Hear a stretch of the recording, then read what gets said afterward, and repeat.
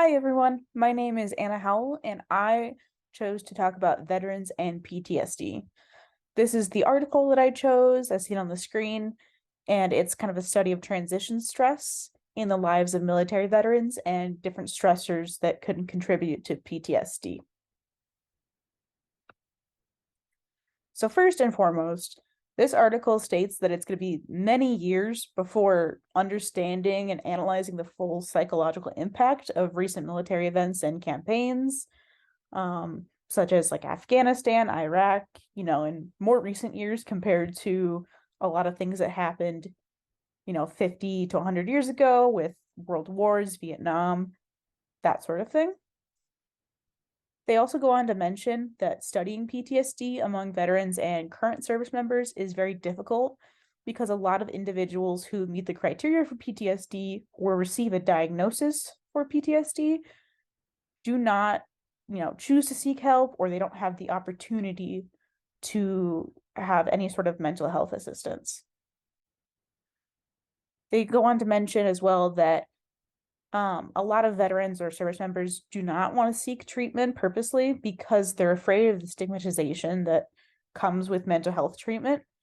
And we've seen maybe in the last 5 or so years that, discussing mental health and different treatment options for mental health has become more of a normalized topic, but it is still far from being 100% not taboo. Veterans or current service members also may believe that they don't actually meet the criteria for a diagnosis, or simply that they just don't need help and they'll be able to manage everything that comes with that on their own. They're also fearful that seeking treatment will put a label on them to, other service members, including their command, and that if they receive official diagnosis or have any sort of, medication or talk therapy or things of that nature, that they may not be allowed to continue their service. PTSD typically only occurs in a relatively small population of returning veterans. I wanted to say that I have kind of seen this firsthand. So my significant other is in the reserves and went on his first deployment for the majority of the last year. In August, he came home and he kind of just assumed that his life would be going back to quote unquote normal. But soon after getting back and kind of settling in, he realized that his anxiety and his panic attacks were not subsiding whatsoever. They were actually getting worse. And it took him a couple weeks for him to realize that they weren't going to go away on their own. And even when he was presented with the DSM criteria for PTSD, he really didn't think that he met enough of the symptoms to even go and, seek guidance or help with it. He also stated that since his deployment did not face any combat, that he would be considering taking, mental health assistance. It would be taking away help from people who have it much worse. He was also afraid to tell his close friends who are in his unit because he just didn't want the label of someone who is perceived more as, quote unquote, weak.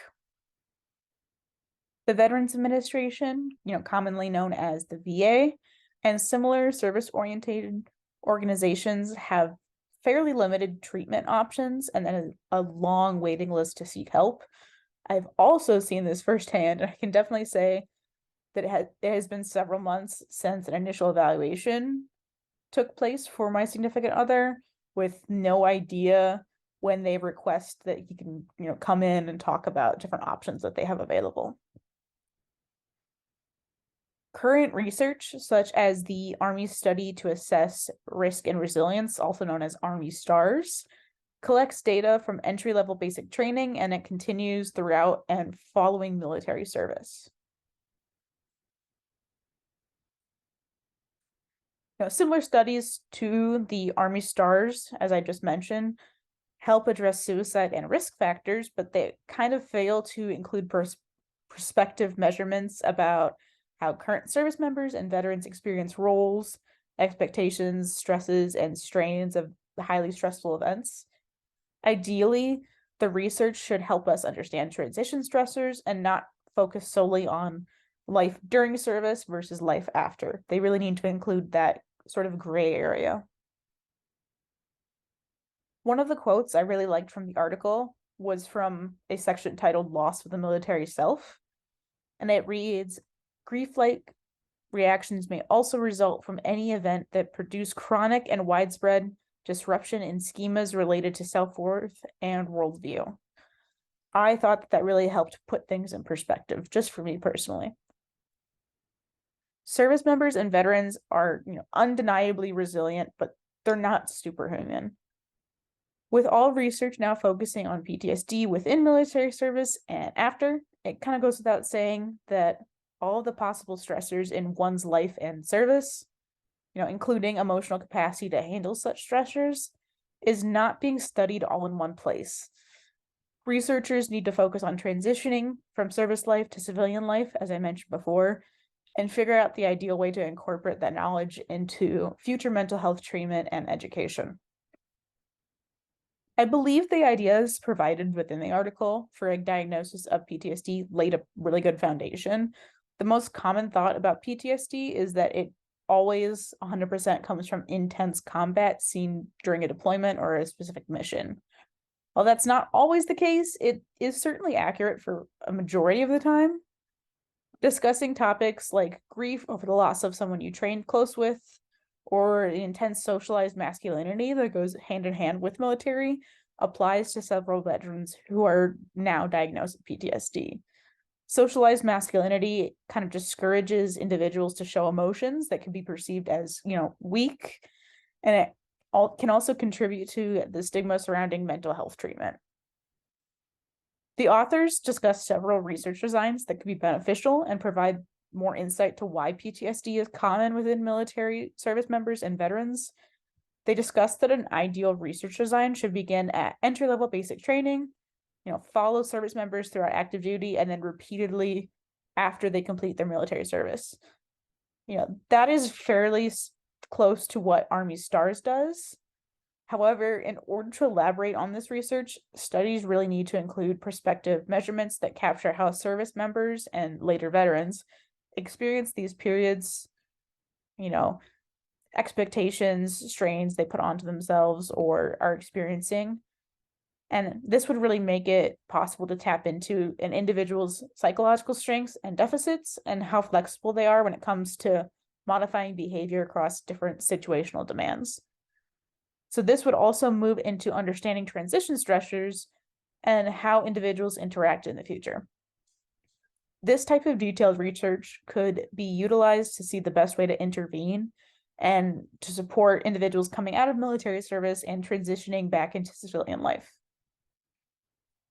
I also found it interesting that the authors mentioned that there are fairly few studies that actually pay attention to that transition period for service members and how that can benefit or do harm to a veteran's mental health going forward into their civilian life. I feel that the authors could have delved more into a service member's time. Combat is not the only way that veterans can develop PTSD. Like I said before, that is a fairly common reason for people in the military to develop PTSD, but it's not the only reason. While they touched on very important topics like grief, nostalgia, moral injury, stereotyping, and socialized masculinity, I think it would have been relevant to note how intense training can be just for the possibility of combat, and if that could contribute to a diagnosis or how that would contribute to a diagnosis. Like in my significant other's case with his non-combat deployment, he endured lots of, scary training while in this foreign country. A lot of those times he was undergoing training, as it was multiple times a week. He and other people were completely unaware if it was a drill or if the real thing was occurring. I feel that the authors could have also mentioned that prior mental illness, whether it was diagnosed or undiagnosed, could have an effect on if someone is more likely to develop PTSD than another person going through the same events. So an individual, may have lived their whole life with undiagnosed anxiety, and they may be in a constant state of feeling overwhelmed and afraid during their service, which could greatly contribute to a diagnosis of PTSD surrounding certain events. I also feel that while the Veterans Administration, the VA, was mentioned, they did not touch on the difficulty service members face on getting assistance. As I mentioned before, the VA does not have a good reputation for providing timely assistance to those in need. Luckily for my partner, he discovered other resources, including a local vet center. They provide free counseling and assistance with submitting paperwork to the VA in order to get things done as quick as possible. But in order to be offered services from the VA, like disability or cheap or free therapy or psychiatry services, you must, initially set an appointment, be evaluated, wait as that process is, potentially set up additional appointments to be reevaluated or to touch on things that were missed or just additional things that they need, wait for that to process again, and then finally be given options. And then just because you're given those options doesn't mean you're able to start that course of treatment or disability pay right away. This whole process often takes several months, and for those who are severely struggling and have no other resources, this can unfortunately be too late for a lot of people. In a 2017 study involving 5,826 US veterans, 12.9% of those were diagnosed with PTSD. Across the entire United States, only about 8 million adults have PTSD in a given year. In a 2014 study involving 3,157 US veterans, 87% of those veterans reported exposure to at least one potentially traumatic event. And like I said before, some people just may be more susceptible to holding on to trauma and meeting all the criteria for PTSD, even if they have someone next to them the whole time who's going through the same events and does not react in the same way. According to the National Center for PTSD, 7% of veterans will have PTSD at some point during their life. At any given time, there are over 1.2 million active duty service members and reservists in the upper hundreds of thousands. By this number, this means that there will continue to be tens of thousands of former service members suffering with some form of PTSD. Data regarding PTSD in veterans is still being gathered from more recent years. As I mentioned before, that it is going to take a while to analyze all that data and draw conclusions from it. However, researchers are noticing patterns of PTSD being more common during different service areas, such as those who served in the Vietnam War. There are a lot of risks that come with being diagnosed with PTSD. Just for example, a lot of negative beliefs surrounding oneself, detachment from others, and with that, difficulty in maintaining relationships, inability to experience positive emotions, having a high flight and startle response, a lot of irritability, irrational anger, trouble sleeping, and they're at a higher risk for suicide. So the chart on the right is from the U.S. Department of Veterans Affairs 2022 National Veteran Suicide Prevention Report. It kind of just shows an alarming data of how veteran suicide deaths have increased in the last several years. And although there's a decrease following 2018, we can still understand that the number is too high. Since veterans with PTSD are far more likely to attempt or commit suicide, it's important to realize that further research and studies into PTSD affecting service members could drastically drop this number with specified treatment plans and any type of prevention possible. In order to adapt treatment plans for PTSD and provide more education, there needs to be more intensive research that touches on every aspect of a service member's life. Like I said before, there are a lot of studies that follow a service member from the beginning of their service career into following what it's like in civilian life. But a lot of those studies don't touch on the transition stressors, and a lot of them leave out important factors or issues with those individuals that can contribute to a diagnosis of PTSD. Decreasing the stigma surrounding mental health and mental health assistance, specifically on those who identify as men or those who work in a primarily masculine field, having easier access to VA treatment or additional resources in areas where it's not possible for those programs to move faster. Further training and discussions during military service and the period of time leading up to someone's transition back to civilian life could drastically help someone be prepared for that transition, and could also make people more aware of things they might be experiencing once they're back in civilian life that could mean mental illness, or more specifically, a diagnosis of PTSD. Also, having a widespread understanding that while PTSD in veterans is most likely from combat deployments and events, it is not the sole reason that service members and veterans are diagnosed with PTSD. And the sooner we get rid of that notion, the more accepting people are going to be of mental health treatment. I've mentioned a lot about my personal life on here already. And just one last thing to add is my partner did feel comfortable telling a couple of his friends and members of his command what he was going through on his drill weekends since he's been back from his deployment. Most people are very understanding, but he has had a couple people point blank say, well, you didn't see any combat, so how do you know it's PTSD? And like I said, combat deployments or events are typically the most common reason for PTSD in someone who is in the military. But getting rid of the stigma that is 100% of the reason will be beneficial to everyone and make them feel more accepted and more likely to seek help. Next, I have a clip from a TED Talk from someone who is currently a veteran, and he has been discussing PTSD and what we can do better for PTSD treatment. So let's go back to the US military. 10% are in combat. Around 50% have filed for PTSD compensation. So about 40% of veterans really were not traumatized overseas, but have come home to discover that they are dangerously alienated and depressed. So what is happening with them? What's going on with those people?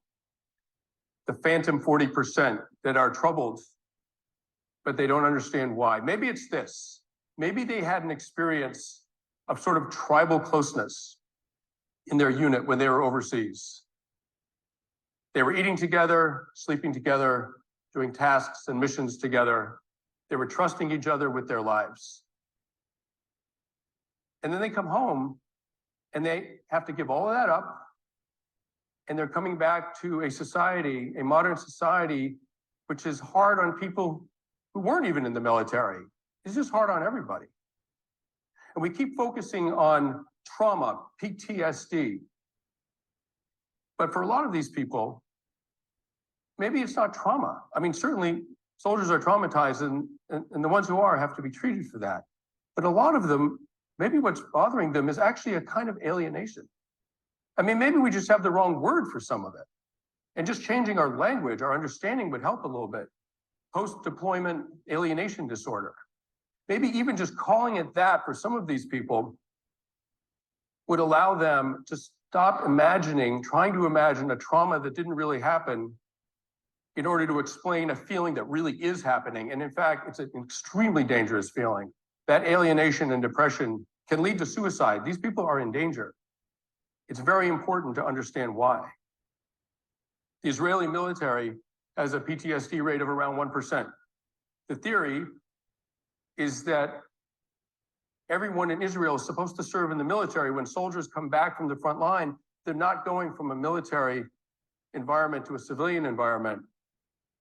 They're coming back to a community where everyone understands about the military. Everyone's been in it or is going to be in it. Everyone understands the situation they're all in.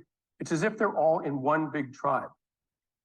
We know that if you take a lab rat and traumatize it and put it in a cage by itself, you can maintain its trauma symptoms almost indefinitely. And if you take that same lab rat and put it in a cage with other rats, after a couple of weeks, it's pretty much okay. After 9/11,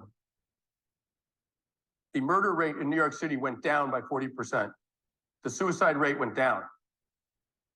The violent crime rate in New York went down after 9/11. Even combat veterans of previous wars who suffered from PTSD said that their symptoms went down after 9/11 happened.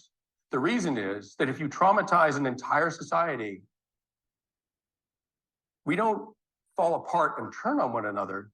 We come together, we unify. Basically, we tribalize. And that process of unifying feels so good and is so good for us that it even helps people who are struggling with mental health issues. All right, that is all I have for you guys. I highly encourage you to go and watch this full video. I believe it's about 15 minutes or so, but I had such a hard time even picking a clip from it because I thought everything he was saying was very inspirational and very insightful to how PTSD really works and how it affects veterans and service members. Here's my references. Thanks for watching.